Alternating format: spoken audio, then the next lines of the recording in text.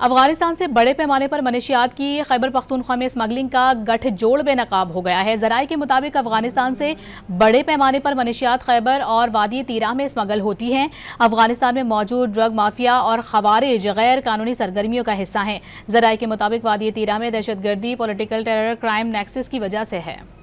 افغانستان سے بڑے پیمانے پر منشیات کی خیبر پختونخوا میں اسمگلنگ کا گٹھ جوڑ بے نقاب ہو گیا ہے۔ ذرائع کے مطابق افغانستان سے بڑے پیمانے پر منشیات خیبر اور وادی تیرہ میں اسمگل ہوتی ہیں۔